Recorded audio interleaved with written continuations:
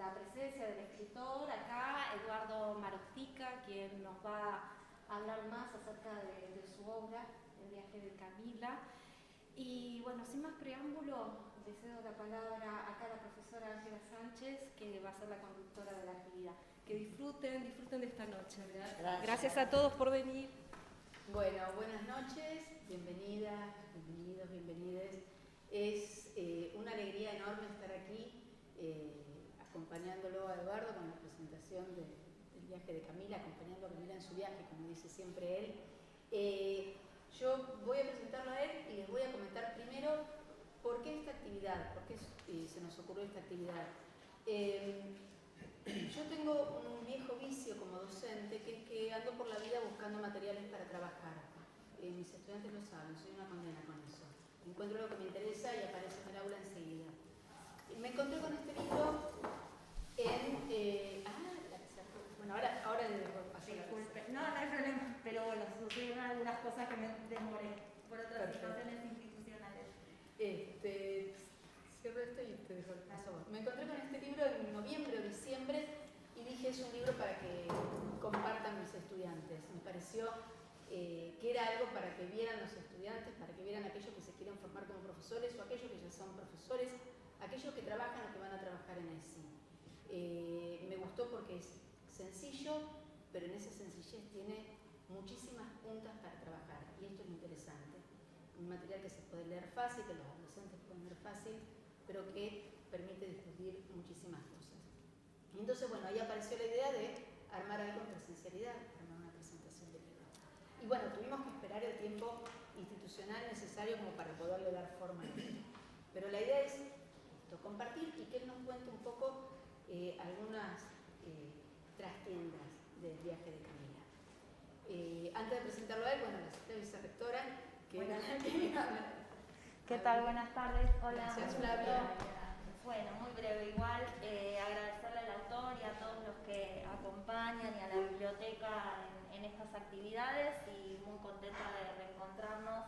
Ya es la tercera presentación de un libro, así que la verdad que estamos muy contentos de volver a habitar estos espacios en este año que estamos rehabilitando en Joaquín, que sea en el Joaquín. Empecé a leer el libro yo hoy.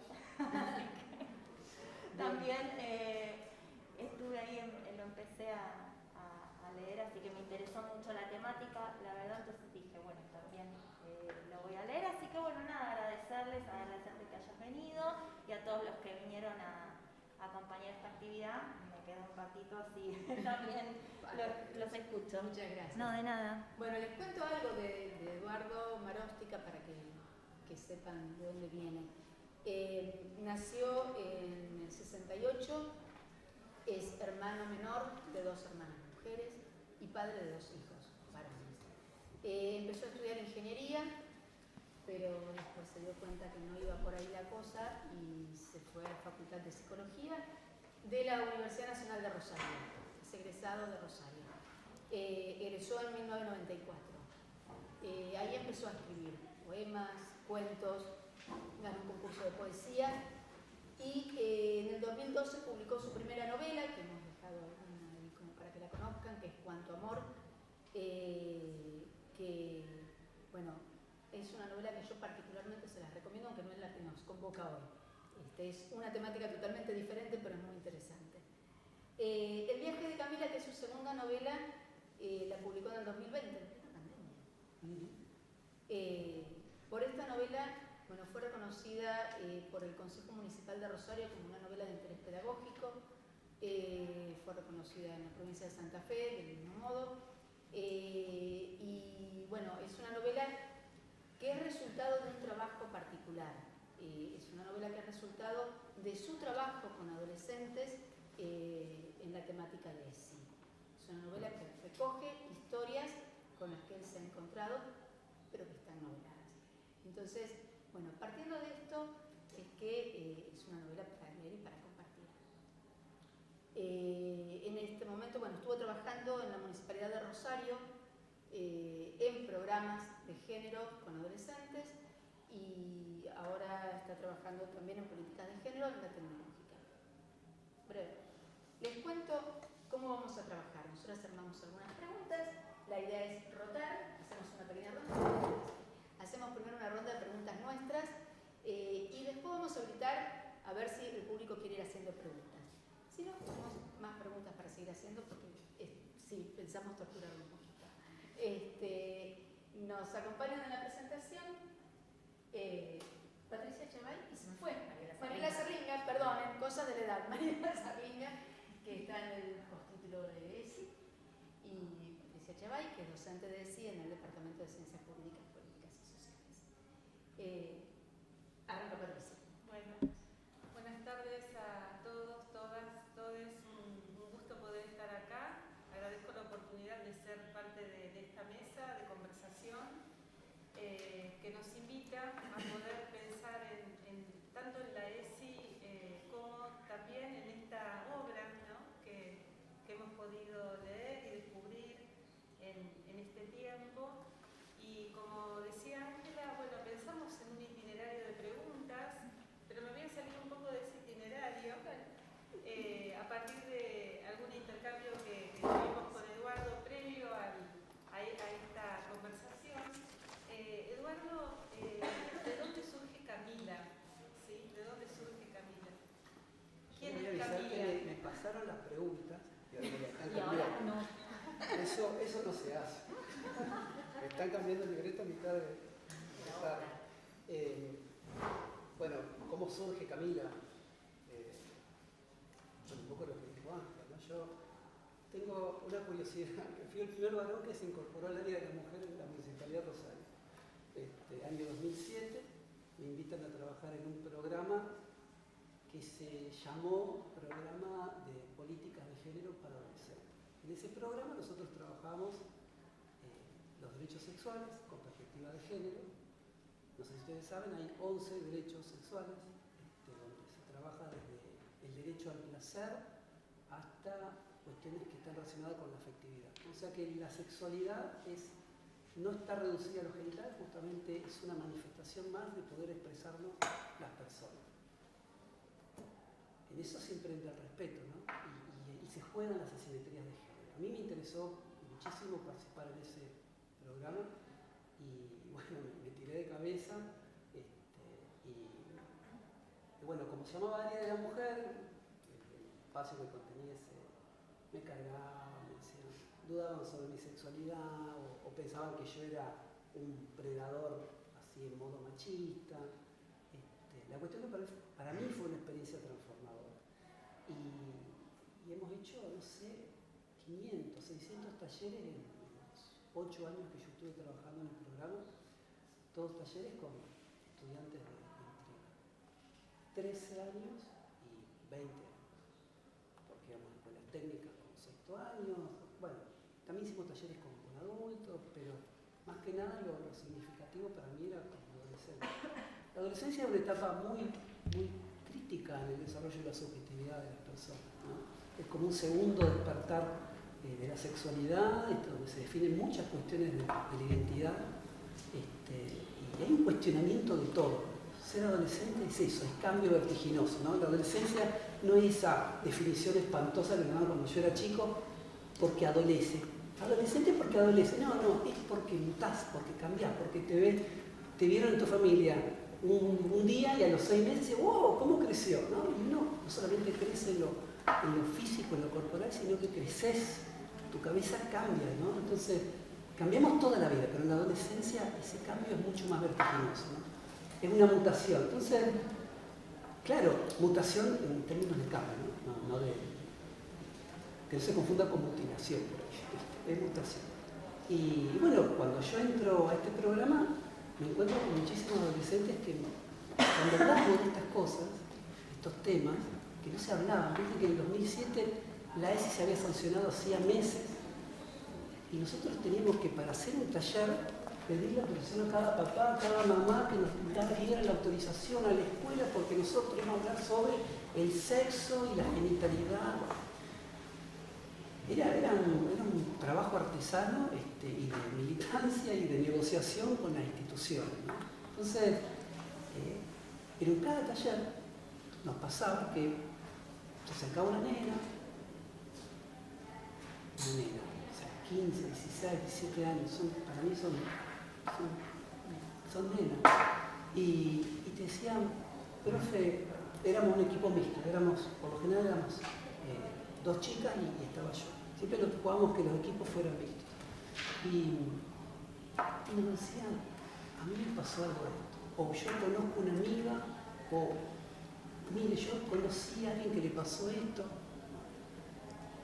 Fueron tantos, yo recién le decía a Patricia y a Mariela, fueron tantas las chicas y los pibes también que nos contaron historias tremendas. Por un lado la diversidad, pero por otro lado era que siempre caía en lo mismo, era violencia, y era violencia sexual, era el abuso o era la trata, pero eran las violencias más extremas. Entonces, con el tiempo nosotros armamos nuestro taller, trabajamos 4 tipos de violencia. Una era el noviazgo violento, otra era la trata de personas, otro el abuso sexual y otro era el embarazo adolescente. Bueno, pero no es violento, sí.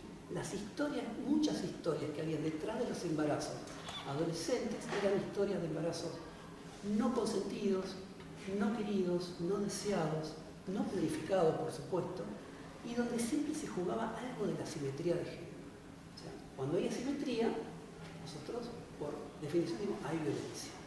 Entonces, de ahí surge de ese trabajo y de escuchar y acompañar mucho de estas situaciones, judicializándolas, cuando las víctimas también daban esa posibilidad. Pero imagínense cuando la situación era abuso sexual, ¿no? Bueno, enfrentamientos de la familia, bueno, entonces también un acompañamiento psicológico a esas. La gran mayoría fueron chicas, algunos casos de varones, pero la gran mayoría de chicas adolescentes. Gracias. No. Yo estaba pensando que mis preguntas empiezan avanzadas ya el libro y no sé si vamos a ver yo para quedar. Lo dejamos ahí para que indaguen. Claro. Vamos a leer un pedacito de donde se origina la pregunta. Y dice así. El diálogo se había transformado en una suerte de vanas justificaciones por parte de la madre ante el brete en el que había quedado constreñida. La adolescente, irónica, revelaba cada una de las contradicciones en las que estaba subsumida Andrea. Además, con cada reproche evidenciaba la asimetría que existía en las voluntades individuales de ella y su padre. La mujer se había cansado de discusiones que la mayoría de las veces se originaban en la irascibilidad de su marido y se agotaban en la conformidad de un silencio conservador, principalmente de su preservación, en algunas ocasiones, física. Ella misma recordaba la oportunidad en la que su cuñada había confirmado alguna de las sospechas que observaban en la familia. Tal vez, si estas sospechas hubieran permanecido en estado larvario, por así decirlo, podrían haber sobrellevado una convivencia tolerable. Pero Eva, con su compulsión por la verdad, había insistido en correr el telón de su vida privada y terminó por presentar a esa mujer como su pareja, que después de tantos años no recordaba ni siquiera el nombre, pero lo cierto es que era otra mujer. Entonces, a mí me interesaba escucharte a vos acerca de la importancia y la posibilidad de compartir con otras personas las vivencias más íntimas y poder decir libremente y abiertamente quiénes somos, de quién nos enamoramos, de quién amamos, sin sufrir represalias al respecto, y pensar en cómo, por ejemplo, estas situaciones de salida del closet de las personas tienen a veces castigos tales como ser borradas de la familia, ¿no? Esta es la historia de Eva. Entonces pensaba en tu trabajo en la escuela, en las historias que escuchaste sobre estas situaciones y las posibilidades que abre Camila. Yo comparto una apreciación que tengo. Yo creo que compartíamos, lo hablamos con mis compañeros, que cuando hablamos de homosexualidad siempre está más visibilizada la homosexualidad del varón, no tanto el lesbianismo. El lesbianismo tiene cierta invisibilidad cuando se habla del colectivo, ¿no? De los homosexuales, está siempre masculino, ¿no? Cuando pienso yo tal vez así fue una decisión literaria, de quién, no sé si, eso está en la sinopsis del libro, digamos, Camila es una nena que se entera de que tiene una tía que nunca conoció. Se entera porque la tía le empieza a buscar por redes sociales, la encuentra y le empieza a contar cosas de su infancia. Entonces primero Camila duda por, esto no será alguien que me quiere embaucar, y le empieza a tirar data, que cuando era chiquita, que el peluche de la ranita, que esto, que... Entonces ella le pregunta a la madre, y la madre, claro, ¿qué me estás hablando? Ah, sí. ¿Y vos cómo sabías? Y ahí, bueno, Camila se da cuenta que la madre le está ocultando también. Y después, claro, Beba es la hermana de su papá. Tucumán, el norte de nuestro país, es muy patriarcal, tremendamente machista.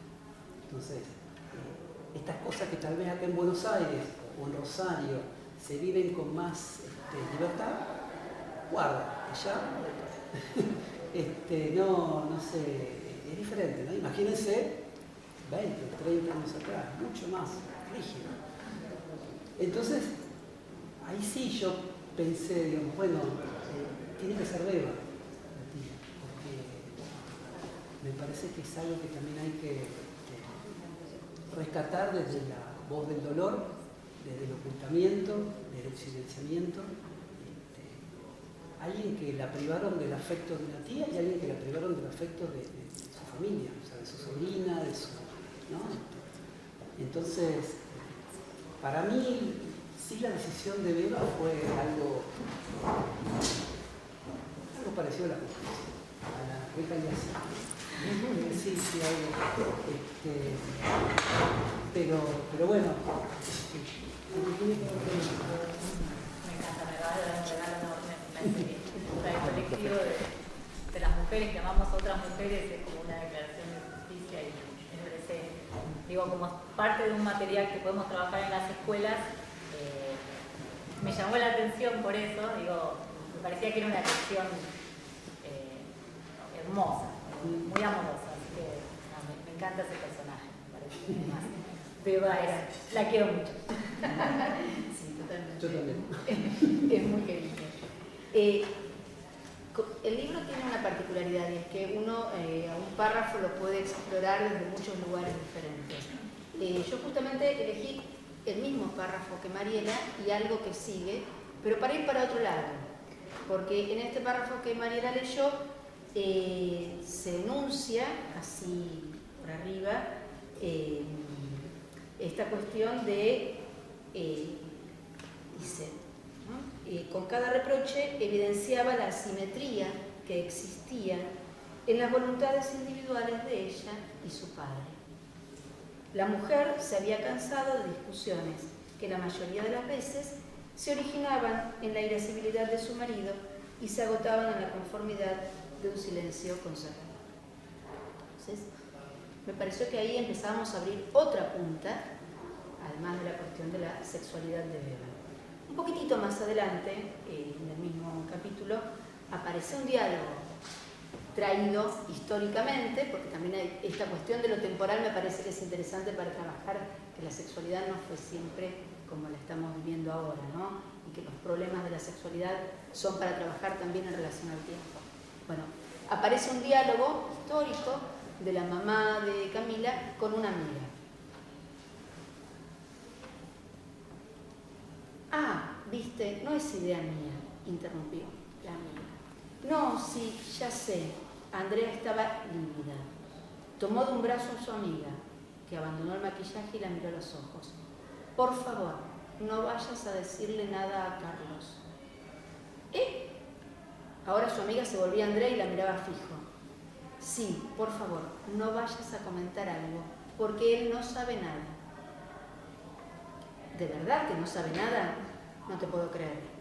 Se quedó pensativo unos segundos y luego agregó. Aunque, pensándolo mejor, la mayoría de las familias no ven lo que les sucede delante de sus ojos. Mirá, lo que te puedo decir es que si se entera Carlos, se arma una... Acá nos vamos para otro lado, para el tema de la simetría, para el tema de estas violencias que tienen que ver con el silencio. El silenciamiento es violencia. Bueno, ahí un poco la idea es recrear. ¿Vieron cuando mejor me callo porque no quiero problemas, ¿no? Vos ves que algo pasó y sentís el agobio de no tener que estar lidiando con alguien que se pone irascible, enojado por cualquier cosa. Las vivencias de pareja con gente violenta, digamos, tienen eso, ¿no? La víctima por lo general desiste en un momento porque es derrotada. ¿Para qué voy a discutir esto? Y vos sabés cuáles son, como si fuese un mapeo, cuáles son los puntos que a él le molestan, que a él lo ponen como loco. O cuando sabes que si se entera de algo, se va a armar uno, ¿no? Es violento de manual. Entonces, Carlos supuestamente no sabe que su hermana es lesbiana. Es más, sería una vergüenza para la familia, sería inaceptable, ¿no? Entonces, claro, la novia sabe esto, pero ella lo sospechaba, pero se hacía la sopa, ¿no? Camila diría, vos sos cómplice, pero se hace la distraída, no quiere, pero tampoco quiere que él se entere, ¿por qué? Porque desaparece, ¿no? Ella va a ser la portavoz de la noticia o tal vez le va a recriminar a ella. ¿Sabes qué? Cuando la excusa es, yo cuando era chico decía, la mató porque le cebó un mate frío. ¿Sí la habrán escuchado alguna vez? No se cae, ellos son muy jóvenes. Pero no, así como, mira, como un chiste, ¿no? La mató porque le cebó un mate frío. O sea, para el violento la excusa es cualquiera. La comida está fría, el mate está frío, te vestís de una manera, me venís a traer chisme que no tiene nada que ver, hablas al puente de mi hermana, inventás. O sea, cualquier excusa es motivo para sacarme, y cuando yo me saco, es como, no, solo me pega cuando es borracho. No, también le va a pegar. Cuando está borracho, bueno, más frecuencia, pero es violento, no es un escudo de nada. Entonces, acá un poco la idea es recrear eso, tal vez de manera sutil, no explícita, pero sí de que ya había señales de que Carlos es un tipo violento. Bueno, ¿qué hace una persona, en este caso una mujer, cuando sabe que él es violento? Bueno, en este caso se calla y hace que otros también se callen para que nada moleste al violento. Bueno, la asimetría es nueva. Para mí es eso. Son indicadores. Yo hablaba con Ángela, es que el indicador ¿qué es? Es un indicio, es algo observable. En psicología decimos que, bueno, uno tiene que traducir a unidades de observable, del comportamiento. Entonces, si algún gesto, alguna palabra, alguna postura o algo que yo hago o no hago, tiene una interpretación, tiene algo de indicio de que puede llevar por un camino, en este caso es descubrir o revelar una situación de violencia, o una relación de violencia, o una relación de simetría. Es eso. Lo interesante aquí es esto de poder pensar en estar atentos a que no se trata de encontrar moretones, que no se trata de encontrar indicios físicos, sino que la violencia está en estos pequeños detalles, ¿no? Que no se entere Carlos, que no lo sepa mi novio, que no lo sepa mi papá, y estas cuestiones que hablan de otro tipo de violencia. Estaba pensando lo mismo. Bueno, a ver, habíamos pensado en una segunda ronda, pero primero, no sé si lo conocen al libro, si han llegado a leerlo, pero igualmente, aunque no lo conozcan, si se les ocurren preguntas como para ir abriendo un poquitito más el diálogo. Creo que a Eduardo le tiran un poquitito y se pone a hablar, no hace falta mucho, ¿no? Pensé que iba a ser más telegráfico. Posible. Entonces, bueno, dejamos primero a ver si hay margen para alguna pregunta. ¿Tienen ganas? Si no seguimos nosotras. Hay que sobrellevar el silencio. ¿Sí? También. Pero disparen, no, tiren. Acá no hay pregunta. Ni buenas ni malas.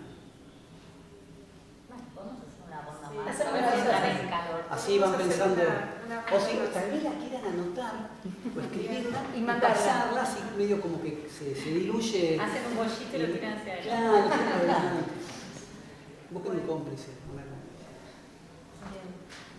Bueno, voy a retomar una partecita del prólogo que no fue escrito por Eduardo, sino por Claudia Rodríguez. Leo un poquito en voz alta y después, bueno, te pregunto, ¿sí? Dale. Cuando leemos nos trasladamos a otros universos y depende de nosotros cuánto aprendemos en el viaje. Porque para conocer, primero debemos dejar en las valijas nuestra forma de mirar y entender el mundo y luego recién salir a caminar por nuevas tierras. Es decir, no pensar desde nosotros, sino aventurarnos a observar, tratar de comprender desde la cosmovisión de esa otredad con quienes una se encuentra. Así sí, nos alistamos para explorar otros horizontes de sentido porque habremos logrado descentrarnos para abordar a personajes que nos hablan de sus vidas. Las protagonistas y quienes la acompañan en este viaje nos van revelando que no somos ajenos al paisaje que vemos, oímos, respiramos y conocemos. Aunque pretendamos una protectora neutralidad que nos remite a estar afuera, la realidad escrita nos toca, nos interpela, nos sensibiliza y nos despierta. Y a partir de esto me puse a pensar en los orígenes de la Ley Nacional de Educación Sexual Integral en el 2006, ya ha pasado 15 años de la sanción de la ley, y pensando un poquito en contextos escolares y en los talleres de los cuales formaste parte, un poco pensar que, por ejemplo, paradójicamente, los textos escolares que circulan en las escuelas tienen realmente muchas vacancias y silenciamientos al respecto de estos temas, ¿no?, que empezamos a circular en esta conversación. Y pensando entonces en esto, en esta carencia de textos escolares, y pensar en la literatura como una posibilidad, ¿en algún momento te imaginaste a Camila cuando escribías circulando en las escuelas, pudiendo ser traído, ¿no?, de parte de docentes que de alguna manera hicieran eso en la escuela desde, bueno, una posibilidad como concreta, ¿sí?, de poder referirse a temáticas que, bueno, son tan necesarias, ¿no?, en contextos escolares, cuando especialmente no hay moretones, a veces no hay marcas, pero vemos y está esta imposibilidad de decir, ¿no?, de manifestar de parte de niñas y adolescentes. Mirá, cuando yo trabajé en ese programa de política de género del 2007 al 2013 y un poco en ese epílogo donde yo iba a pasar a otro programa que íbamos a abordar la problemática del bullying. En otra secretaría, yo estaba en promoción social y iba a pasar a la dirección de educación, que era de la Secretaría de Cultura y Educación de la municipalidad. En 2013-2014 fue un año que también el bullying fue una temática muy fuerte. Bueno, el Consejo Municipal había tirado una ordenanza, se la tiró Educación estaba armando un equipo, me llamaron. Y en ese momento la ESI empezaba en Santa Fe, se empezaba a instalar en las escuelas. Es más, nosotros hicimos las primeras experiencias de ESI. O sea, el equipo ESI nos buscó a nosotros, porque nosotros ya teníamos 2 años de know-how en estos talleres. Entonces, hicimos 2 experiencias en 2 escuelas de Rosario, en la Lola Mora y en la... Bueno, se me fue el nombre de otra escuela, por la zona donde está el Padre Ignacio, si alguien conoce el Padre Ignacio, no sé, bueno, por el barrio Rucho, barrio Rucho, la escuela 207, bueno, pero era la escuela de... Y ellas, las chicas del equipo ese, hacían la capacitación con docentes y nosotros, lo que siempre venimos haciendo con el grupo de adolescentes. Cuando, bueno, yo ya tenía fecha de vencimiento en el programa, me dicen, bueno, Eduardo, yo justo había publicado Cuarto Amor, mi primer novela, en el 2012, entonces como quería escribir un libro sobre sexualidad. Yo, tantos libros de sexualidad. Porque bueno, estuvimos hablando de, o sea, no de sexualidad biológica, era otra cosa lo que me interesaba. Entonces, mira, puedo escribir algo que tenga que ver con las historias que nos contaron nosotros. Y así un poco surge el viaje de Camila, pero surge como un proyecto muy institucional que iba a ser parte de un programa del Ministerio de Educación de la provincia, que después por estas cuestiones de la política, de los cambios de gestión, que esto, que lo otro, pero en un momento, yo le comentaba a Patricia, en un momento una de las personas del equipo ESI de la provincia me dice, uy, pero ¿sabes lo que pasa con tu libro? Dice que cuando vos hablas del abuso sexual genera mucha angustia y los docentes no van a ser capaces de manejar la angustia en el aula. Yo primero me pareció una descalificación, traté de contestarle políticamente, correctamente político, pero le dije, mirá, soy un docente, si hay que hablar de la ESI, y hay que hablar de las violencias, y vos ya estás desconfiando de la capacidad del docente, y que hablar del abuso sin generar angustia, para mí sería un signo de salud espiritual, de que alguien se angustie cuando te cuentan un caso de abuso. Si a vos no te mueve un pelo, si no te conmueve, la verdad, digamos, ¿dónde está tu humanidad? O sea, si vos, para mí esto es restituir valor humano a lo que hacemos, ¿no? Al sufrimiento de otras personas. O sea, a mí personalmente me pareció una falta de respeto, a mí me contraenojé, no dije nada, me la morfé, pero dije, y me empezaron a, no, qué bueno, que el ministro, que la ministra, que bueno. Dije, acá me están, perdón la expresión, boludeando, dije, esto no va a salir. Entonces directamente fui a Buenos Aires, la registré a mi nombre, porque dije, lo único que falta es que después alguien diga, che, mira esto. Y, suele pasar, el plagio es una realidad también. Entonces yo dije, bueno, la tuve ahí, digamos, a Camila la tuve casi 4 años, pues yo la escribí en 2013. Y tuve 4 años ahí como en un freezer porque no podía desinstitucionalizar, o sea, estaba muy institucional. Bueno, o sea, en un momento, sí, Camila iba a estar por toda la provincia de Santa Fe. Después no. Camila quedó acá, no sirvió para nada. Y en un momento dije, bueno, vamos a volver con Camila porque para mí era como una deuda, ¿no? Conmigo mismo.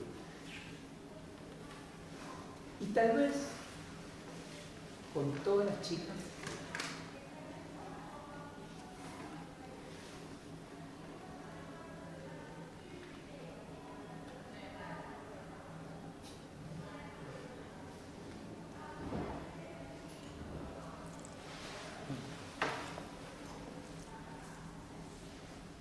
pero no hablamos con las chicas. Gracias. Hago una aclaración que además de Camila es Camila y otros relatos. Bueno, los otros relatos, particularmente, o sea, Camila tiene mucha densidad, pero los otros relatos tienen mucha más densidad. Entonces esto de pensar en la deuda, quizás no pensarlo tanto pedagógicamente, ¿no? Sino pensarlo en, bueno, que alguien encuentre el relato como para que se pueda poner palabra a algo que es doloroso, que no se dice. Miren, cuando alguien, una chica una vez me preguntó, profe, no se puede prevenir el abuso, ¿o sí? Yo, mira, lo que podría hacer es creerme. Y hay una diferencia cuando vos y que querés que te cuente una historia dura, o no querés, o hacerte el distraído.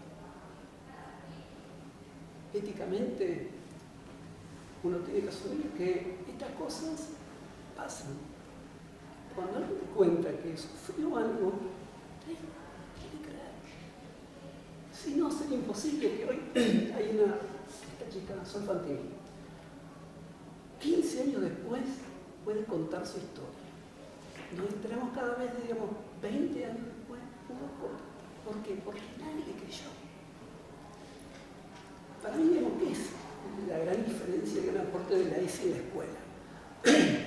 Es esto, que vos puedas desilenciar esto que nosotros sabemos que pasa, y cuando alguien viene y te cuenta, y sí, te creo, porque pasa. Pero cuando vos le pones rostro humano, ahí ya deja de ser esa persona sentirse sola en el mundo, o bueno, ¿para qué lo voy a contar si no me van a creer?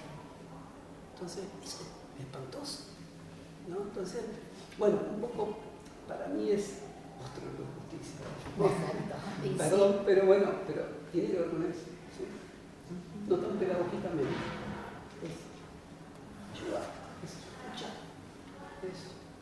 A mí yo quiero retomar esto que está diciendo, dos cosas que decía recién Eduardo.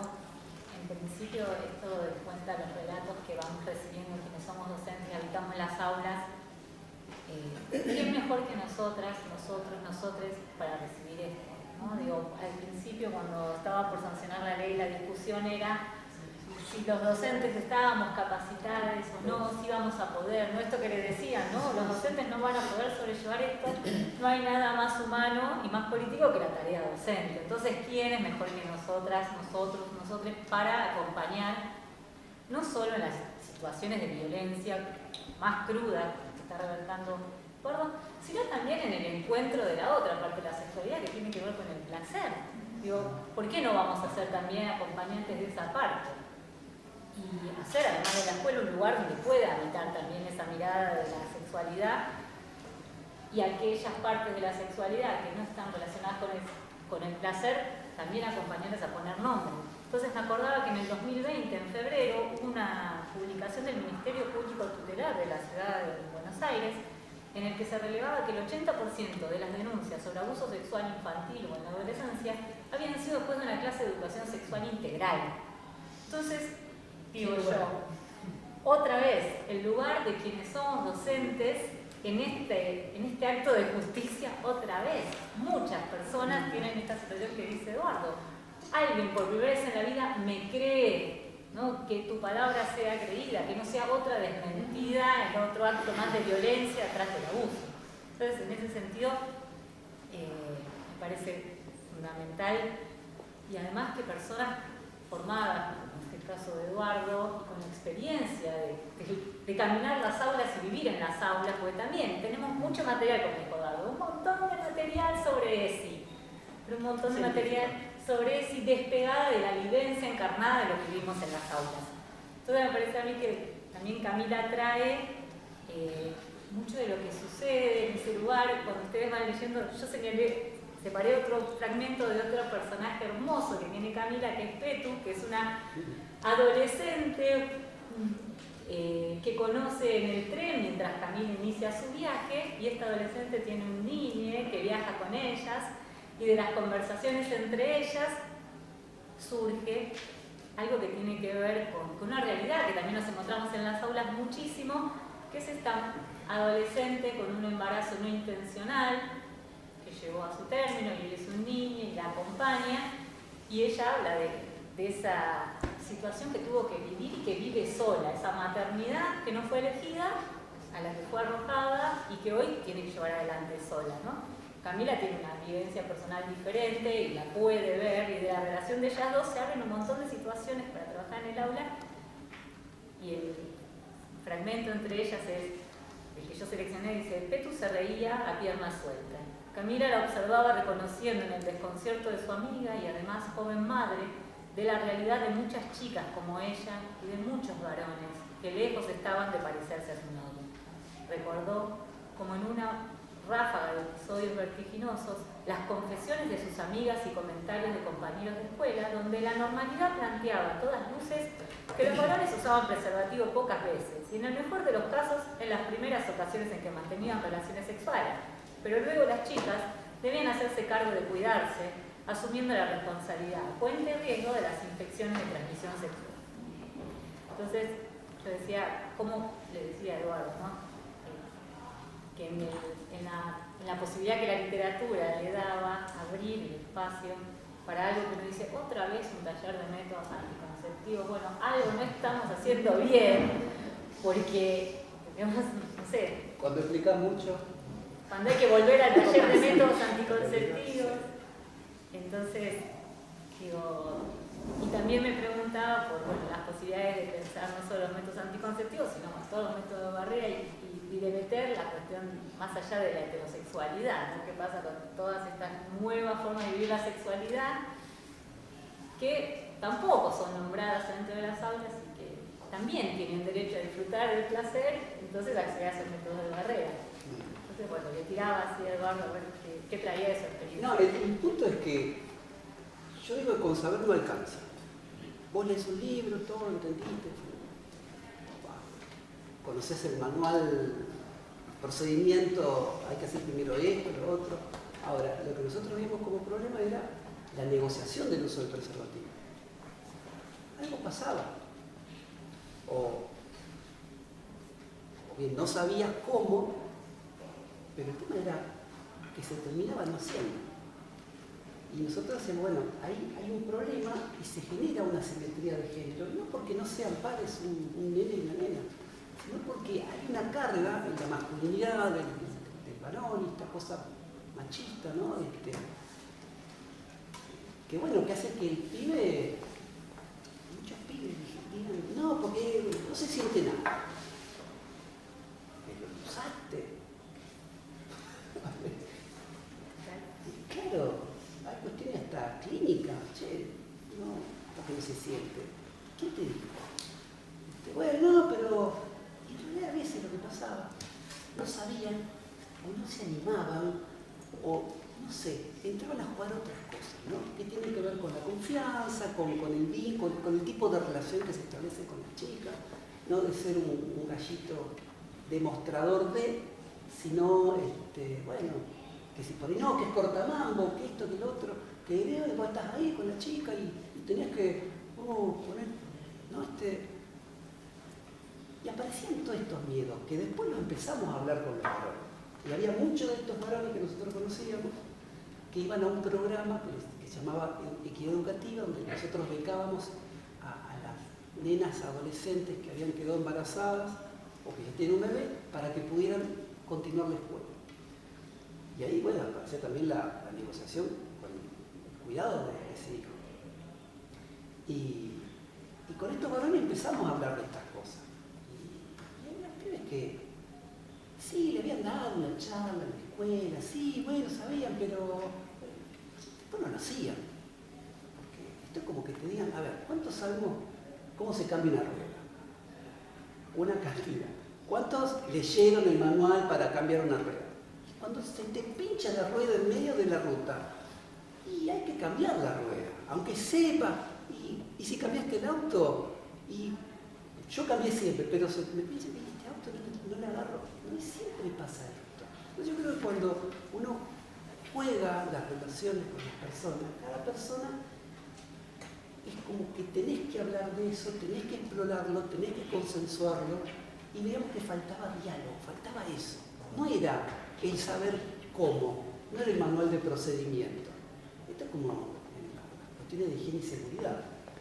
La RT le hace afirmar al que tiene que subir a la grúa, bueno, vos sabés que tenés que usar esto, ya está, firmó, ya sabe.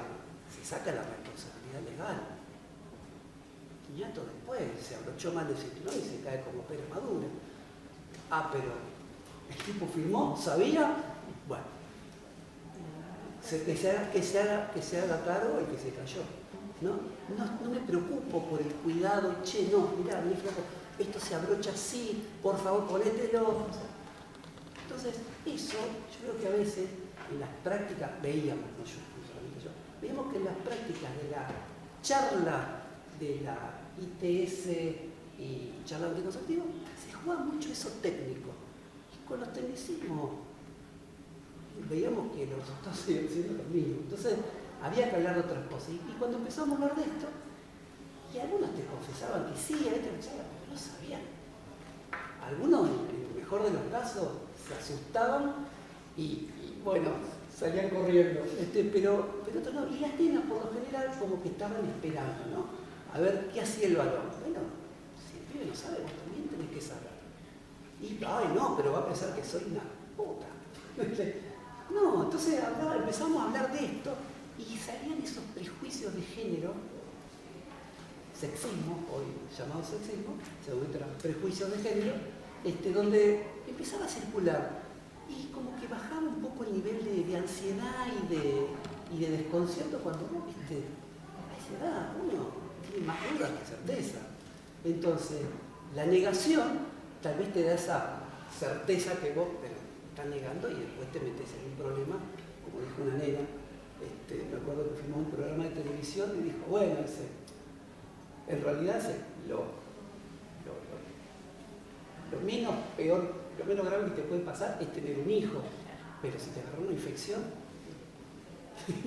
al aire, lo menos. Bueno, está bien, Agustín, está bien. Pero sí, dijo la conductora, dice, mirá, lo peor que te puede pasar, pero lo mejor es tener un hijo.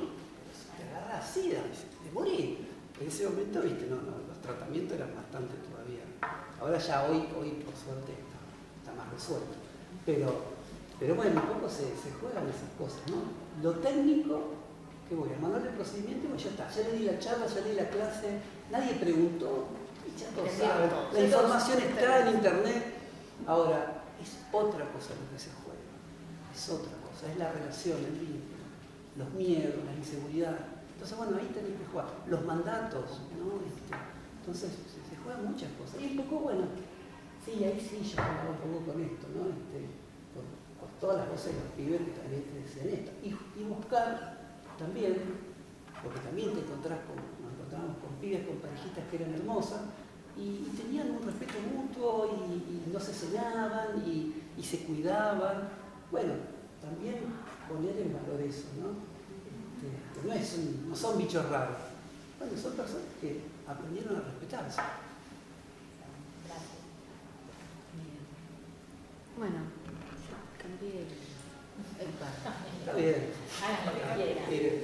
Sí, otro de los que tenía señalado, bueno, porque me parece que esto nos está quedando pendiente y me parece que vale la pena. Escena bastante cercana a esta que narró Mariela, una conversación entre Petu y Camila. Sí, viste, pero a los tipos es como que les gustan las mujeres más chicas. Yo conozco chicos más grandes que Franco era de Camila, que salen con chicas de la edad de su hermano. ¿Sabes que sí? Pensó un rato. Y digamos que sin ir más lejos, cuando yo conocí al padre de Brian, de mi hijo, yo tenía 15 recién cumplidos y él casi 30. Casi el doble que vos. Petu asentía con un gesto. Un tipo grande en serio. Relaciones. A los 15 años viejo. Claro. Relaciones con diferencias. Muchos casos. El otro día una periodista de Radio Nacional dice, vos con ese párrafo tirás un guiño a las relaciones abusivas. ¿Qué es una relación abusiva? En la vieja usanza sería el estupro. El estupro, exacto. Es tu problema. Seguía con la frase por risueño. Pero sí, yo me he encontrado con madres, porque mi padre nunca parecía, pero hablar con madres adultas, grandes, me hablaba de, no, porque la nena sale con fulano de tal, ¿no? La nena tenía 13 años, el tipo tenía 28, pero pero escuchame, Beatriz, le digo, no, lleva 15 años. No, pero él la cuida mucho. Y es como que, no sé, veíamos que en familias que estaban se repetía la cuestión abusiva. O sea, era algo que, bueno, pero si mi marido tiene 60 y ella tenía 43, bueno, pero ¿qué edad lo conociste? Y yo lo conocí cuando tenía 20 y pico. Bueno, pero no es lo mismo. No es lo mismo, ¿viste? Y ahí te encontrás con eso de que, claro, una generación más abajo, eso se naturaliza. Y también aparecía en las escuelas, me acuerdo, en una escuela en particular, estábamos hablando, justo había salido una noticia en el diario de un tipo que había abusado de una chica y se decía que era un noviazgo. ¿Se acuerdan el caso de General Villegas?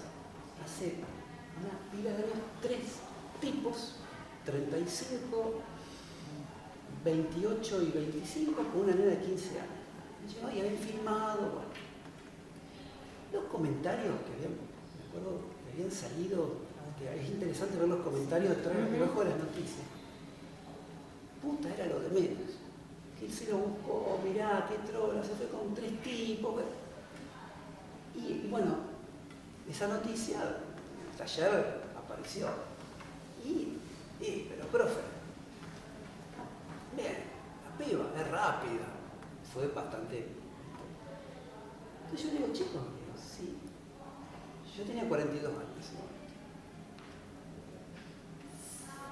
Y uno cuando es docente, sabés que se juegan cuestiones de transferencia, que puede haber un enamoramiento. ¿Quién pone el límite en esa situación? El adulto. No, mira, profesor, está equivocada. No. Si vos no ponés esa, no es la piba que es rápida, es el adulto que se aprovecha. Y eso, otra vez, el abuso, la asimetría. Y amigos de la familia, amigos que colaboraban con la familia. Si te encontrabas como un arquetipo, ¿no? Y cuando empezábamos a hablar de esto, yo decía, no, el adulto el que tiene que parar. Podría ser también al revés la situación. Una mujer adulta, que también soy crítico porque no son tan duras las opiniones cuando pasa al revés. Pero fíjense, es el adulto el que tiene la responsabilidad moral y ética de poner el freno. No. Ahora, ¿tenemos conciencia ética de que eso es generar conciencia ética? Bueno, por lo general, lo que ocurre siempre en situaciones de abuso, se culpa a la víctima. Tengo otro caso de una chica que a los 13 años quedó embarazada del tío. Obviamente estas situaciones de abuso siempre empiezan a los 8 años, 9, como juego. Hay una lógica muy perversa, muy sádica, ¿no? Primero el regalo, el juego que vos no entendés muy bien de qué se trata, después aparece la extorsión, después la amenaza, porque si vos decís esto, vas a separar a la familia. Claro, cuando quede embarazada, ¿pero y de quién? Del tío Carlos. Se separó la familia. Estaban los que esta chica era una puta, porque lo había buscado, o mentirosa, que lo quería arruinar la vida toda, y los que dijeron no, nosotros le creemos. O sea, tenía razón, se iba a separar la familia. Pero bueno, la primera familia de la humanidad se mataron los hermanos, así que tampoco nos vamos a espantar. O sea, arrancamos mal ya con los primeros pasos de la humanidad, arrancamos mal. Pero fíjense, digamos, es esto, ¿no? Siempre aparece esta cosa abusiva. Y no es la víctima la que tiene la culpa, pero se culpa a la víctima. Aparece eso, ¿no? Como cuando decía, bueno, la chica de Gesa, ¿se acuerdan? Bueno, la manada de Gesa. Bueno, pero también, te robaron, y bueno, la culpa es tuya, te robaron. No le echan la culpa al ladrón, no. Es como echarle la culpa a vos, pero vos qué hacías también ahí como Bueno, con la cartera en la mano, el celular en la ahora mano. con el episodio Palermo, a las 12 del mediodía, todo arrancaba a buscar la filmación donde la piba hablaba con ellos y subía al auto por propia voluntad. ¿No? Digo, Eso para pasarla bien, no claro. para pasarla mal. Claro, o sea, uno no tiene derecho a divertirse. O sea, que eso te lleve a una situación donde, claro, te violenta, no, es una película. Sí, sin ir más lejos el caso de la chica de M, que no sé si se acuerdan, antes de la pandemia en Capital, que vivía bajo un puente con la mamá, y no estaba escolarizada, y creo que ese también es un tema, o sea, nosotros nuestro alcance es a lo escolarizado, la deserción escolar, la pandemia, la economía, todo eso que afecta a esa difusión. Y de hecho no sé por qué motivo el gobierno puso o sea, que no se difunda en los medios. No sé si está bien o mal, que yo creo que hay que divulgar todo este tipo de cosas y visibilizar, porque ese es el problema. Los que están fuera de la visibilización, ¿no? ¿Qué opinabas sobre eso? Y mira, yo trabajé en contextos así de la periferia, trabajé, bueno, ahí sacan la edad que tengo, trabajé 16 años, trabajé en Barrio Tablada, en Rosario, después trabajé en Día Honra, donde hoy no sé si escuchan las noticias de Rosario, los monos, todo el clan cantero, hoy dominan todo ese territorio. En ese momento había algunos canteros, tuve muchos canteritos, canteros de 2 años, 3 años, que bueno, hoy, qué sé yo, no sé, bueno, ahí Rosario está bravo. Pero trabajamos en contextos donde uno buscaba tratar de escolarizar. No siempre pensás que la escolarización es el acceso a un derecho, ¿no? Y también nos encontramos, o sea, al menos en Rosario, no conozco mucho Buenos Aires ni las políticas del gobierno de la ciudad, pero en Rosario el gobierno socialista, que prácticamente tuvo 25 años, estructuró toda su política, digamos, social marcada en derechos, ¿no? Derechos del niño, la niña y los adolescentes, después con la ESI. Y nosotros estábamos en un programa, se llama Programa Crecer, en un programa donde nosotros trabajamos con todo ese universo de niñas y niños antes de la escolarización, con un programa nutricional, entraban con 2 años a las salitas nuestras y con 4 años nosotros le damos como lo acompañamos a la escolarización. Y después, bueno, otras cuestiones que vos veías, digamos, antes de la escuela. En ese barrio estuve 9 años. Al principio te veían para manguearte algo, una caja de alimentos, una caja de leche. Y después cuando vos permanecías en el barrio, eso yo digo que te legitima. Y después un día una mujer me dice, Eduardo, violación es cuando hay penetración. Otro paso. Ya cuando me hizo esa pregunta dije, ¿a quién? ¿No? ¿A quién? Bueno, se destapó una olla en una familia, de ahí. Pero digamos, por eso para mí, para los que estuvimos en esos programas, trabajar en la periferia, trabajar en esas políticas de contención, con esta perspectiva, con perspectiva de género,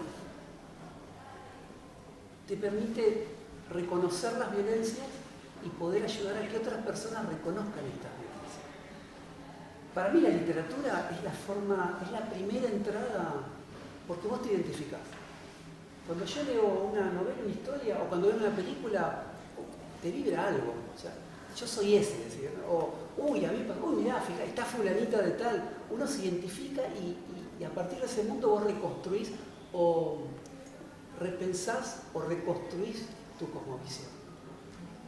Te subjetiva, decimos en psicología, ¿no? Uno se subjetiva permanentemente. Entonces, si la experiencia de una lectura a vos te permite sensibilizarte, conmocionarte, decir, el dolor lo podés entender porque te podés poner en los pies de otro, bueno, yo creo que más allá que sea la escuela o cualquier ámbito, es válido y creo que es necesario.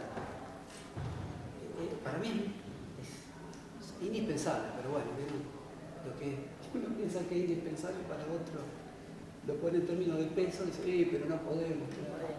Yo creo que hay que despertar el ingenio, pero sí hay una militancia de base que hoy ustedes estén acá, obligados o no, qué sé yo, vinieron tal vez a tirarse una obra, qué sé yo, no sé, pero encantado de que podamos hablar de esto y que, bueno, que una cosa no es tan compleja. En realidad lo importante es simple, está ahí, el tema es poder preparar la vista y los oídos y la piel para recibir eso, ¿no? A ver, allá Erika. Yo me había quedado con lo que dijo Mariela y vinculado también con lo que estamos hablando, de que cómo a partir de que se empieza a decir en las escuelas, ¿no? Empiezan a aparecer un montón de abusos. Y simplemente no aparece, empiezan a reconocer. Se vende. En esta situación de poder poner un parado, de poder repasar, ¿no? Poder poner en tensión y en cuestionamiento crítico la estructura familiar, lo que es el consentimiento, el deseo, el placer, lo que no es placer, y un montón de cuestiones, lo que es un juego, lo que no, porque muchas veces se pone en ese marco. Y bueno, como hablábamos antes, como decías recién, la escuela es una apertura al derecho, también es una apertura a la literatura, también es una apertura a cuestionarse. Es sumamente importante y que podamos también identificar estas cuestiones, porque muchas veces, a mí, vos recién mencionabas el caso de la chica, o la cita que leyó Ángela recién, con la diferencia de edad con su pareja, no sé cómo llamar, como su abusador. Ahí está. A mí me pasó, yo trabajaba en un locutorio en el Pilar Garham en un momento.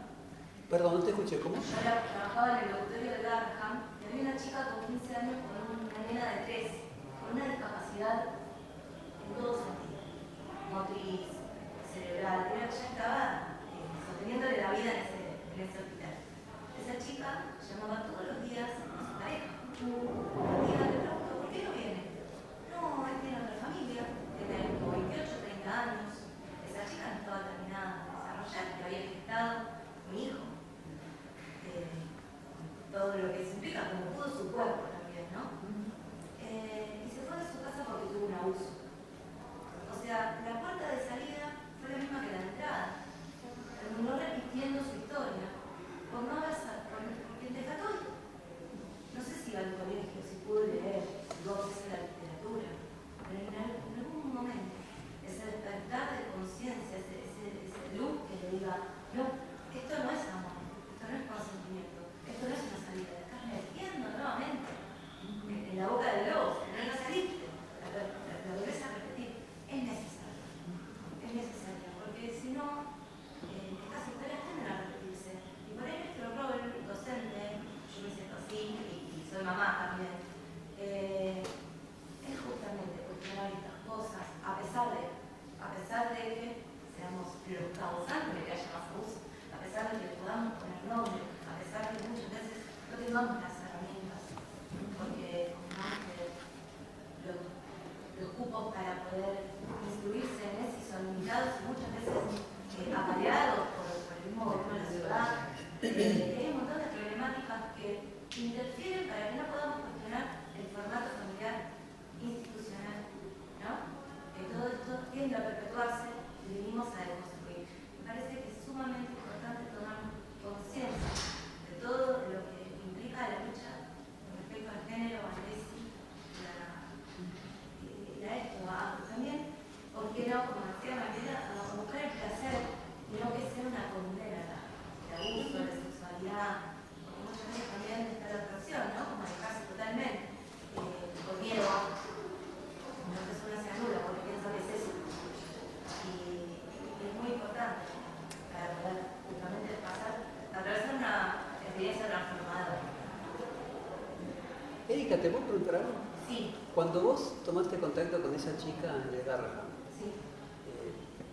¿vos como operadora del locutorio o hubo un servicio? Bueno, Yo trabajaba ahí y tenía... o sea, esa chica ya estaba hace tiempo. No había atención. Y a nadie se le despertó, se le cayó la neurona o se conmovió de que Una nena de 15 años. había abuso, había una historia de abuso. había un nene que vivía con el que estaba con la seguridad porque la familia lo dejaron internado. Había otra chica que consumía, que era un adicto escarbadiente, transitando su segundo embarazo. Había un montón de gente así, en esa situación. Y yo tenía 23, 24 años, y la necesidad de hablar. No es un hospital, ¿cómo haría contención? Bueno, eso. Eso es el Estado que no está, ¿no? Por eso cuando se plantea esta cuestión de la ESI es otra forma de que esté el Estado, pero con otro tipo de trabajadores. Los docentes en un lugar de escucha. Sí. En relación con esto que decía Erika, y esto del Estado no está en general lo que nos pasa, a quienes transitamos las aulas, hacemos ESI, vamos por los barrios, las organizaciones que no son instituciones formales o educación formal, es que el sistema de salud no está preparado. O sea, hemos ganado una ley respecto a la educación, pero el sistema de salud en la ciudad de Buenos Aires y en el primer cordón del conurbano no conozco más allá, pero imagínate más allá. Estimo que debe ser aún peor, pero lo que nos sucede es que nos vamos pasando como los datos de lugares friendly o algo así, ¿no? Nos vamos pasando el dato de che, acá tenemos a alguien que atiende diversidad y es divino y no sé qué. Pero digo, respecto del sistema de salud, todavía es la gran carencia que tenemos, una de las grandes carencias, pero quienes trabajamos en la educación nos topamos así directamente con el sistema de salud no desarrollado respecto de los derechos, de la salud sexual, ¿cómo? De la mental. Bueno, es la gran pendiente, ¿no? Hay una sola ambulancia en Capital para trasladar a cualquier paciente que tenga algún problema mental. Y los tratamientos, en vez de ser en un lugar o una institución, son ambulatorios.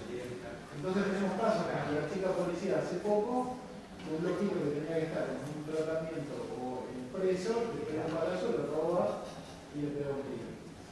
Y así miles de víctimas más que no sabemos o que no nos enteramos. Es la sociedad entera. Yo creo que tiene que ser todo interdisciplinario, o sea, uno hace su tarea, pero necesita también que el trabajo haga su tarea, que se genere empleo para que la familia pueda tener un sustento, que la medicina esté atenta. Creo que en la educación hay una parte que hay como un abismo donde no hay una continuidad. Entonces, ahí está el problema. Los chicos salen del jardín, pasan a una escuela tal, y después a un secundario y después, con suerte, a la facultad. Pero no hay nadie que pueda hacer un seguimiento social de los alumnos y ver de sus vidas, qué pasa después, porque pasa que derivan a una psicopedagoga o derivan a una denuncia a la comisaría de la mujer, pero nadie sigue después cómo esa familia, cómo esa chica o incluso personas que sufren violencia de género les dicen, bueno, tenés que ir a la casa donde vive el mismo que ejerce la violencia. Entonces hay un montón de problemas que exceden a lo que uno puede hacer como docente y sería bueno tratar de unir esas disciplinas para solucionar esos inconvenientes, ¿no? Tengo una consulta. Vos repetís siempre y uno cuando escucha piensa en un determinado nivel social.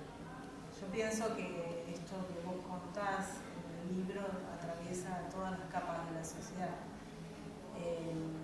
Cuando vos haces referencia, o mejor dicho, en las historias que relatás, hay también otro estrato social reflejado.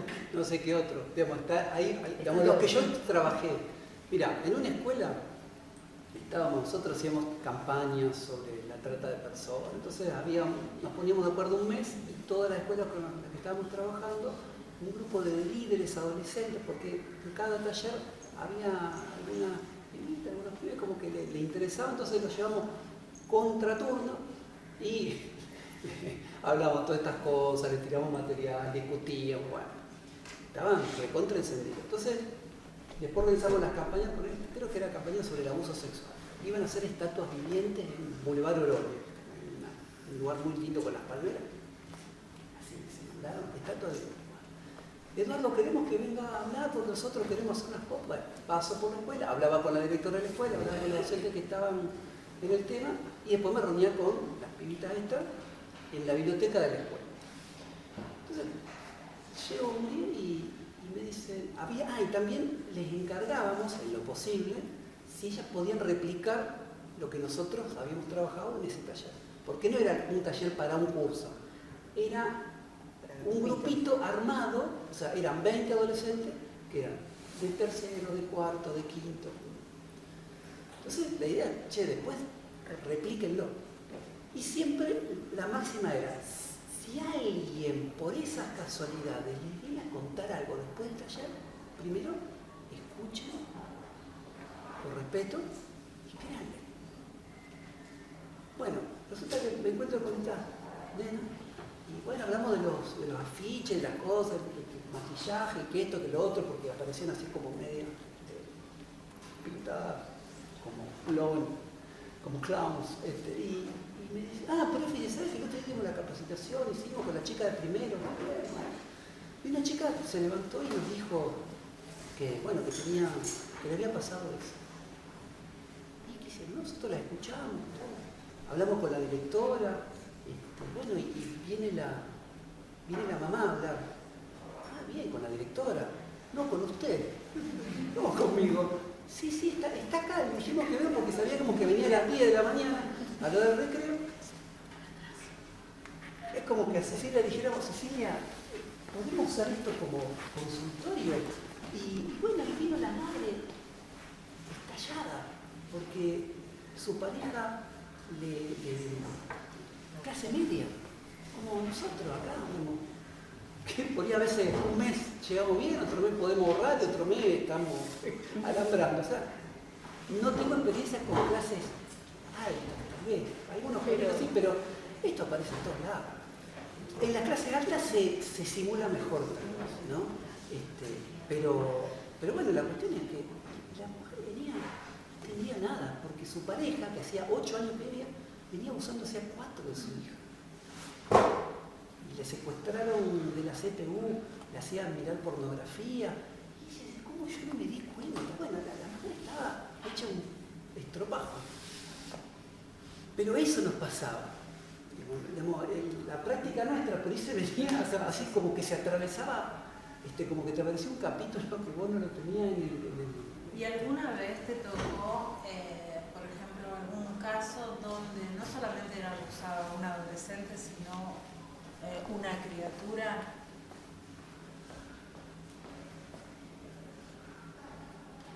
Sí. Sí. Fue el primer caso que yo... Porque muchas veces desde los 3 se ven años. actitudes... Desde los 3 años y la detectamos a los 8. Nosotros empezamos a sospechar porque no tenía registro en los centros de salud. Y eso para nosotros era un indicador de maltrato. Fue así. De violencia. Sí, claro. Nosotros, le hablo año 99, 2000. Yo empecé a tener contacto con las cuestiones de género 2006, 2007. Y me acuerdo que hacíamos un seguimiento, yo estaba en este programa Crecer, donde teníamos una población, y había 2 hermanitos, canteros, que bueno, que no venían al centro, bueno, entonces nosotros hacíamos la visita y estaban metidos en la vía onda, vienen los pasillitos, y como que nos volvían, como que bueno, que sí, que no, sí, ya lo voy a llevar. Necesitamos el registro del centro de salud. Bueno, sí, que la vacunación. Entonces nos fuimos al centro de salud. Nosotros teníamos la forma de laburo era esa. Efector, teníamos 2, el Champañat y el centro Casado. Porque el barrio estaba equidistante de 2 centros de salud. Uno era provincial y otro era municipal. Bueno, fuimos a los 2, no tenían registro. No, esto es un montón que no vienen. Dijimos, más indicadores. No vienen al centro. Dijimos, acá algo pasa. Bueno, entonces vamos a la escuela donde iba una de las hermanitas. O sea, los que tenían que venir al centro tenían 3 años, no venían. Entonces dijimos, acá algo también en la familia tampoco, tenían registro los menores. Vamos a la escuela, hablo con la maestra de 4º grado, más grande, 10 años. Y yo digo, mirá, hablo con la maestra, no sé qué estamos hablando, no me acuerdo el nombre de la niña en este momento, pero fulanita, sí, porque qué raro. No, mirá, estamos sospechando que puede haber abuso, puede haber algo maltrato.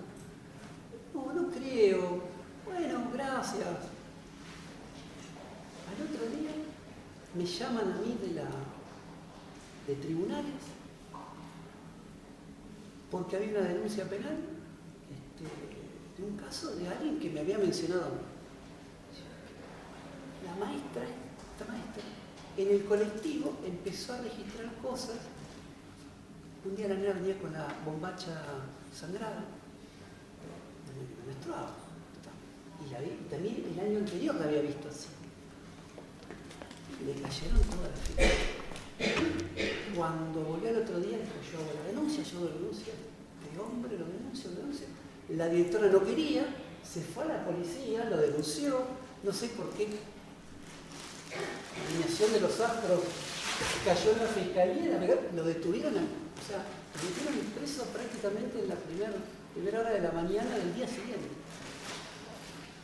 Después nos encontramos una historia que ya había abusos desde hacía 7 años con esta nena, se perpetuaban los abusos.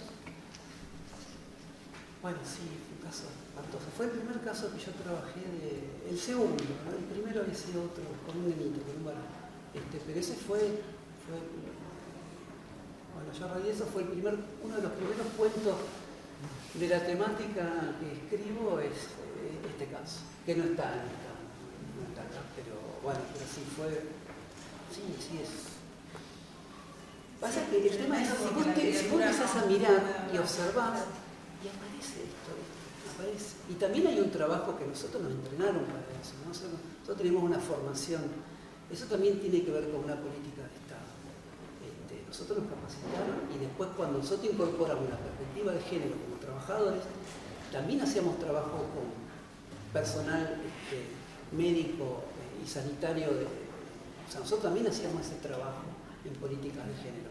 Que creo que es lo que falta, yo creo que... Acá no hay. Bueno, yo creo que las políticas son esas, ¿no?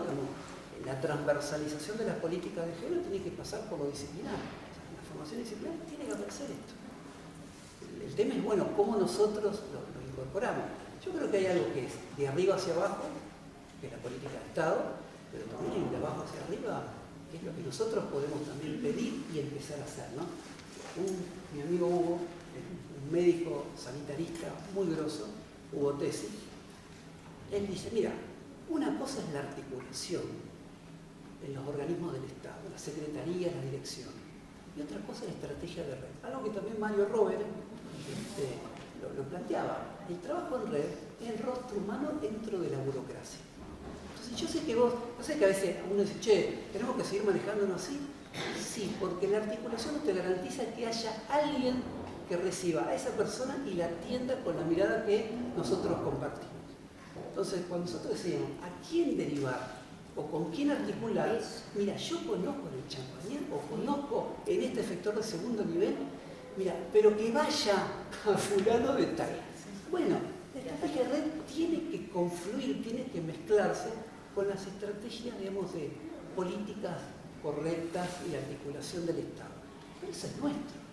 Pero de hecho, de todo, quienes trabajamos en ESI, acá hay varias compañeras que se han formado también un poquito, pero hay una cosa ahí de, tenemos una preocupación constante en la articulación intersectorial. Para nosotras las compañeras de salud son aliadas fundamentales, igual que las del Poder Judicial, y la compañera recién traía, bueno, cada una tiene su agenda, vamos armando esas redes, nuestros teléfonos son nuestra riqueza más importante. Falta lo de arriba.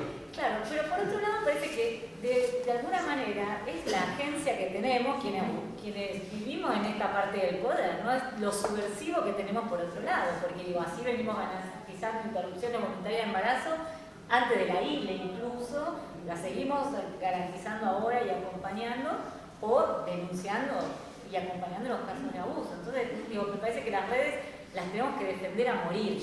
Por supuesto que de arriba tiene que suceder, pero nosotros tenemos que seguir construyendo y es como, es un dictado, ¿no? Vayan y construyamos redes. Quienes trabajamos en eso y en las escuelas también, somos con nuestras bombas, sabemos en la escuela quién nos va a acompañar, quién nos va a poner el hombro y quién te va a poner la sangradilla. Exacto. Sí, yo creo que desde el feminismo en los últimos años hemos logrado como tejer un montón de redes, quizás justamente no lo esperamos del Estado y lo hicimos desde los feminismos, pero pienso un poco como en estos últimos 2 años, sobre todo como que se me hace que la relación de la demanda por todo lo que está pasando en términos de violencias machistas y la capacidad de respuesta, bueno, yo particularmente trabajo en salud, como la sensación es que es como infinito e imposible, como que la relación de la demanda con la posibilidad de respuestas es muy desigual. Y pienso un poco, sobre todo en estos últimos tiempos de aislamiento y de que muchas cosas feministas, muchos pilares y mucha organización decreció por el aislamiento y por todas las cosas, como cómo se escucha cada vez más y viene a la altura de la violación, por ejemplo, o de abuso, es algo histórico. Cómo se usa todos los días es noticia como en la escuela de tal violaron en grupo a un chico con retraso madurativo, en la escuela de tal violaron en grupo a una piba, como justamente el deseo de violar o el deseo y la posibilidad que tienen ciertas personas de violar está como a flor de piel. Y digo, bueno, sí, va a haber un centro de salud que actúe o no va a haber ya cuando está eso consumado, pero ¿cómo hacemos para focalizarnos en la prevención de qué está pasando, que está, digamos, como estas violencias machistas? Obviamente las violencias intrahogar, cómo se multiplicaron con el aislamiento, era como, bueno, quédate en casa, dale, sí, ya venimos problematizando el feminista, la casa como un lugar súper inseguro para un montón de personas. Y es tipo, bueno, ¿qué hacemos con eso? Porque obviamente se multiplicó por 1 millón, todavía no podemos ni verlo ni hablarlo, ¿no? O sea, hay cosas... veníamos avanzando en casilleros y la pandemia, pero hablábamos nosotros en nuestro grupo de cursada, que hubo 2 pasos hacia atrás con esto del aislamiento. Era como, no sé, nosotros hablábamos mucho, estábamos cursando el segundo año del postítulo en pandemia y era como, bueno, todo es en casa, cuando lo veníamos problematizando la casa como un lugar de muchas violencias, y además los gobernantes, todos varones cis, eran quienes nos comandaban y nos decían exclusivamente, ¿no? La mesa de los 3 varones. Y en ningún momento apareció una mujer ahí también, ¿no? Bueno, y sí, es lo mismo. ¿Cómo se legitimó de nuevo el poderío, digamos, de la masculinidad y cómo generó, multiplicó por 1 millón, además sin tener las redes como las teníamos antes? Entonces digo, sí, está el centro de salud, o está disminuido, pero ¿cómo hacemos para prevenir, digamos, y volver a quitar un poco de poder a la estructura, justamente como decía la compañera, familiar, que es garante de mucha violencia, la casa como el lugar seguro, que no lo es, eso. Y bueno, yo quería, algo que escuchando toda la exposición de ustedes, nosotros somos egresadas del postítulo. Como dijo una compañera en el fondo, es muy difícil conseguir un cupo en esos 200 lugares. Nosotros tuvimos suerte. Nosotros somos unos dispositivos sociales, los docentes, porque además yo soy profe de historia egresada de Joaquín, mi compañera de la parte de salud. También trabajamos con la ESI cuando se enteran en la familia, o los que nos conocen, justamente en pandemia me pasó el año pasado, el primer año que fue el peor, el más cerrado. Mi familia vive en Córdoba, toda mi familia. Un abuso a la nena de la novia de mi hermana, 4 años. Recurrieron a mí, yo desde Buenos Aires por teléfono. Digo, bueno, mira, ese caso, y a los pocos días, una amiga de mi sobrina, el papá le llevó a su hija. La llevó a su casa y no se la devuelve a la madre. Bueno, esos 2 casos, manejándolos desde acá con las herramientas del postítulo, la parte judicial, yo tengo primer año de Derecho, o sea, más o menos, no sé mucho, pero uno también con marcos legales aprendimos muchísimas herramientas rápidas y si no llamamos a las compañeras, che, mira, ¿te acordás cuando cruzamos tal cosa? Bueno, listo, y empezamos con estas redes, que son las que nos ayudan a seguir trabajando. Todo el Poder Judicial de Córdoba cerrado, Córdoba capital, cerrado. mirá, Dani, dirigiste como medida primera a tal lugar y a la comisaría de la mujer le escribió hasta el grupo de Ni Una Menos de Córdoba, nadie le contestó. Bueno, los derechos del niño, bueno, más o menos un cartel, me manda la foto y dice, llamar a este teléfono para iniciar la denuncia. A todo esto ya había la comisaría. Bueno, la pude ayudar, yo no con todas las herramientas que me dio el título y lo que ya tenía desde antes. Y la nena de mi sobrina de corazón, 4 años, su mamá, mi cuñada, muy jovencita, cristiana, ¿no? La religión cristiana. Pero una mamá que cuidó mucho a esta nena, diciéndole que confiara siempre en contarle lo que pasa. Por fuera de la iglesia, porque la iglesia tampoco permite esto, no de poder hablar. Lo resumo. Mi cuñada no se animaba a decirme qué pasó. Yo en un momento pensaba, le pregunto qué pasó, qué no pasó. Por esto de, si no hay penetración, no hay violación. Se fue a dormir, su nena de 4 años se despierta, una niña muy vivaracha, muy estimulada, 4 años, 4. Va y le dice, mamá, el primo de 9 años, todo esto pasó en la casa, la toca. Entonces no se animaba a decirme. Yo le digo, mirá, necesito que me digas algunas cosas para poder ayudarte a vos, porque la nena estaba en la clínica, o sea, fue directamente a la clínica y la interna para hacer los estudios. Yo todo esto lo imaginaba un adulto mayor, el primo de 9 años. Entonces yo me acordaba, ¿no? Tiene elección, mirá las cosas que a mí también me disparaba con todo este bagaje de cosas. Yo le digo, mirá, yo te voy a preguntar algunas cosas. ¿Qué pasó? Contame esto. Bueno, el nene la penetra con los dedos. Entonces, yo pensé, el nene de 9 años, algo bueno, esto va por el costado, eso se encargarán los padres de este nene, ahora vamos con la niñita. Bueno, el miedo de la mamá, de Débora, con mucha vergüenza, su primer miedo no fue todo lo que le podía pasar con las denuncias, que eso también vino después, la acompañé desde acá porque no podía viajar a Córdoba. Lo primero que me dijo, me cayeron todas las fichas, fue, yo tengo miedo por Ani. Bueno, miedo como a ver, orientable. Sí, que Ani tenga ganas de más de eso. ¿Se entiende? Sí, 4 años. 4 años. El miedo de su mamá era si le despertó la sexualidad del deseo, de que ella buscara que le a ver, ¿se entiende? No lo voy a emplear.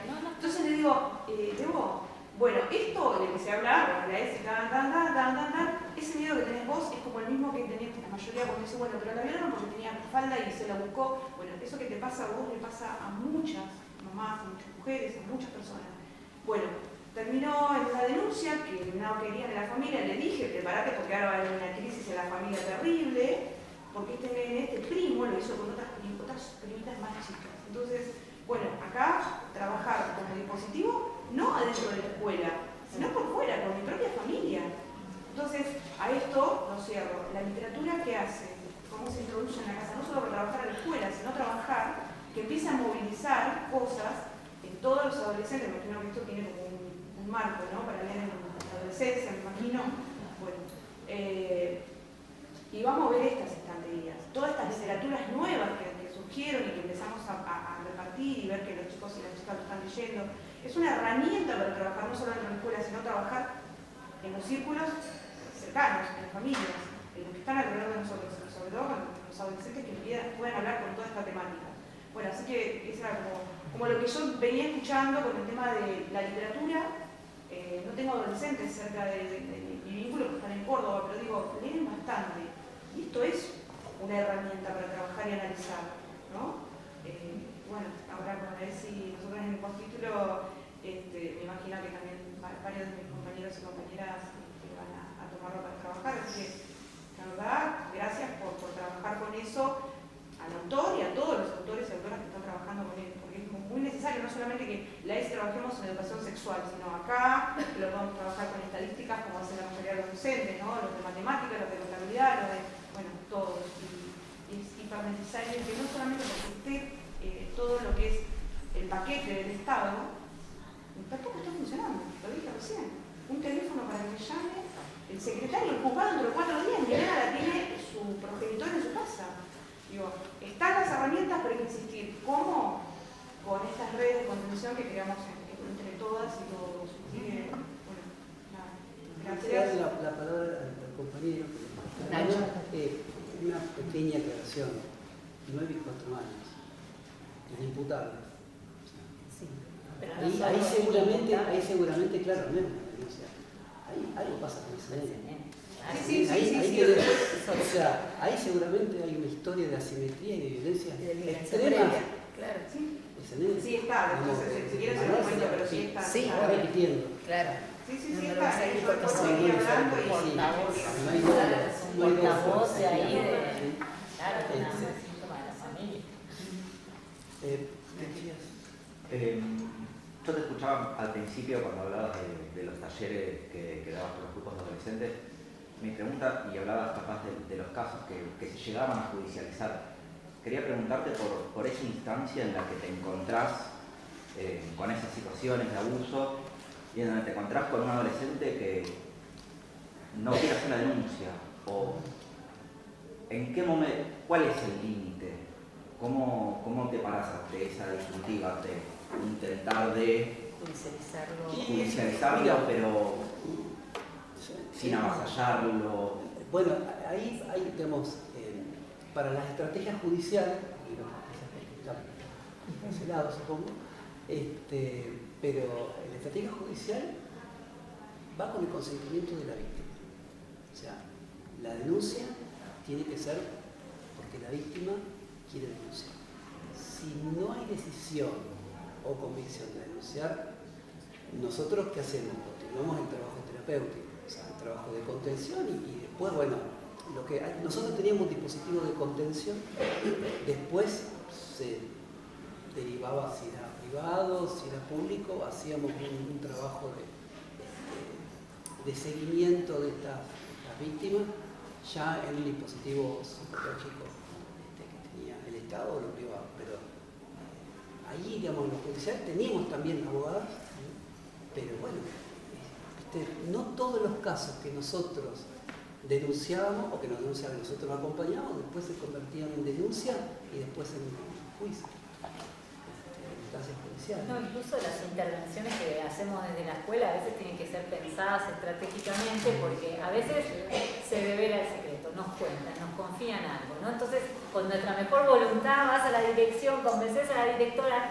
llaman a la familia, hablan con la familia, tapa todo, el otro día nos vuelve la piba a la escuela y perdemos contacto. Claro, entonces a veces las estrategias, digo, primero cerciorarnos si está en riesgo, ¿no? Si la persona está en riesgo. Lo mismo pasa con los hallazgos violentos o las relaciones con violencia de género hacia mujeres, ¿no? Nos cercioramos de si está en riesgo de vida. Entonces, si ese riesgo no existe, también vemos qué estrategias podemos armar para no hacer el efecto ola, ¿no? Que rompe la ola y desaparece la persona en riesgo, perdemos contacto, porque digo, los abusadores la tienen clara, saben que cuando lo llaman de la escuela, o sea, te sacan al pibe de la piba de la escuela y queda totalmente más desprotegido de lo que estaba antes. Entonces, por eso las redes a la vez, ¿no? A veces tenemos mucha voluntad, mucha buena voluntad, bueno, pero el camino del infierno a veces está sembrado de buenas intenciones, como cuando lograr entender el contexto en el que nos movemos, no dejar más desamparado a quien tenemos tanto que ofrecerle protección, es como también, ¿no?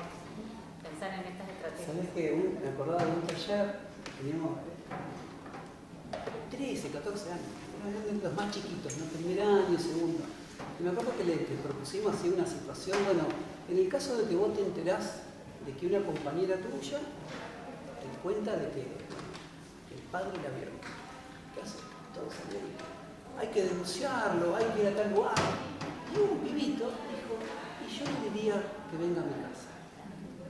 Porque el problema es, ¿cómo voy a la casa? Tiene una sensibilidad, pero tremendo. Sí, yo le diría que venga a casa porque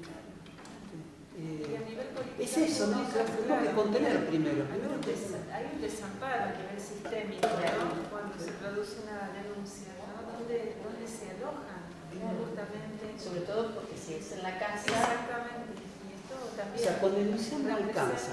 Tal vez uno se saca la culpa de decir, le tiró una piedra afuera. No resolviste nada. O sea, es más, hasta. Pero ahí está el límite, ¿no? ¿Cómo puede ser contraproducente? Y pensando en cómo es el sistema judicial, en el infierno que va a tener, en el otro infierno que va a tener que pasar la nena, porque el infierno que venía pasando no es menor que el que va a pasar, porque la familia también la va a culpabilizar. Y esto que se separa la familia, y a nadie le gusta andar diciendo por la vida que fue abusado. A nadie. Si alguno vivió, seguramente de acá, alguno de nosotros sufrió un abuso. Nadie lo anda contando. A nadie le gusta hacer el caso que hablan todos. Entonces, tengamos también ese pudor, ¿no? De no estar, digamos, pisando, porque a vos te confía en algo que es algo muy, muy noble, digamos, que a vos te elijan para contarte algo. Bueno, ¿qué va a hacer con eso? Como si te cuento un secreto, che, te lo conté a vos. Ahora, después está un trabajo institucional, estratégico, para ver y acompañar a la víctima, para ver si de esa confesión, de ese desahogo, podés pasar a algo que le cambie la vida y que se la mejore, ¿no? Es algo, primero, tal vez muy del corazón, y después tal vez algo más racional, sabiendo con qué contamos y con qué no contamos. Ya hay una compañera. Yo pensaba en relación a lo que estamos hablando y lo que me contaba la compañera yo adelante de lo peligroso de habitar la casa. La otra compañera sobre el caso de dos niñas, también poder pensar lo peligroso de habitar el cuerpo, ¿no? Porque también hay un antes y un después, y la cuestión de la responsabilidad, porque parece que después siempre queda pesado, como que se vuelve el peso hacia la persona abusada. Hay todo mal también clavada en esa situación, porque esa persona no llegó a ser abusada justamente, porque no tiene la culpa. Y hay un montón de cosas que no fueron enseñadas, o no fueron entendidas, o no fueron aprendidas. Hay ahí una cuestión, ¿no? Estaría bueno poder pensar cómo hacer para que no sea peligroso habitar nuestro cuerpo. Bueno, eso es toda una pregunta. Bueno, gente, él quiere preguntar, perdón, dejo la última pregunta para él y después vamos a cerrar porque nos van a echar, pero dale, no puedo no darte la palabra a vos. No, yo toda la charla. No, totalmente, sí, dale. Sí, dale, quería preguntar. Yo quería contar que a mí en el colegio una amiga me contó que en inglés hay una profesora que cuando está en su casa el marido le pega. Y que yo le dije que está bueno que esté en el colegio, así no pasa tiempo con el marido, pero el marido le prohibió que ir al colegio y trabajar, así que está todo el día en su casa, sufriendo de lo que le hace el marido. Bueno, esto es lo que tiene el colegio, ¿no? Que permite que uno sepa estas cosas. Yo te diría que trates de hablar con algún adulto del colegio también de esto, si podés. Pero está bueno, este es el espacio que la escuela tiene que ofrecer, precisamente, ¿no? Y lo que decíamos, lo peor que nos puede pasar es que la persona deje de ir a la escuela. La nena, la profe, sí, quien sea que deje de ir a la escuela, porque ahí es donde queda aislada y totalmente expuesta. Gracias. Gracias por compartir. Sí. Muchas gracias, nos dejaste a todos absolutamente en silencio, porque hay que estar muy atento a tu edad para escuchar estas cosas. Bueno, Eduardo, muchas gracias. Muchísimas gracias. Gracias a ustedes por estar.